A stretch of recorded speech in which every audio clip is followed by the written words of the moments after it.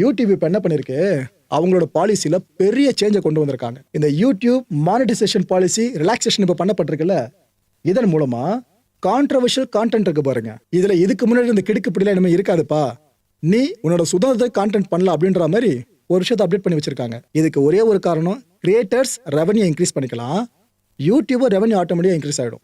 எப்படின்னு கேட்குறீங்களா?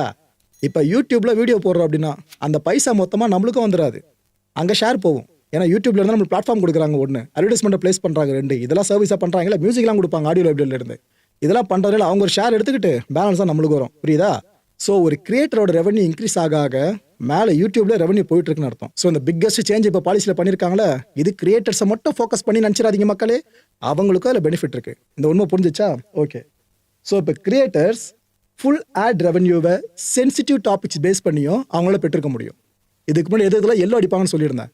இனிமே அந்த எல்லோ அடிக்கிற படலம் பெருசாக குறைய ஆரம்பிச்சிடும் மக்களே. ஆனால் 100% முழுமையான சொல்ல முடியாது, அது ஏன்ட்டு நான் போக சொல்கிறேன். ஸோ அபார்ஷன் சம்மந்தமாக வீடியோ மேக் பண்ணுறவங்க, செல்ஃப் ஹார்ம் இருக்குல்ல, இதெல்லாம் ஆக்சுவலாக ரொம்ப ரொம்ப கீனாக வாட்ச் பண்ண யூடியூப் அதுலேயே இப்போ பகுதி அளவுக்கு தளர்த்திட்டாங்க. மூணாவதா தன்னோட உயிரை தானே மாய்த்துக்கிறது. ஆக்சுவலாக அந்த வார்த்தையை, ஒரே வார்த்தை தா லைன் முடிகிற வார்த்தையை நம்ம பயன்படுத்துறதுக்கு முன்னாடி அதுவே அதுக்காக வேறு மாதிரி நம்ம ப்ரொனவுன்ஸ் பண்ணுறோன்னு தெரியாத மக்கள். இப்போ உங்களுக்கு அந்த வார்த்தை வந்துட்டாலே போதும் எல்லோ அடிச்சிருவாங்க.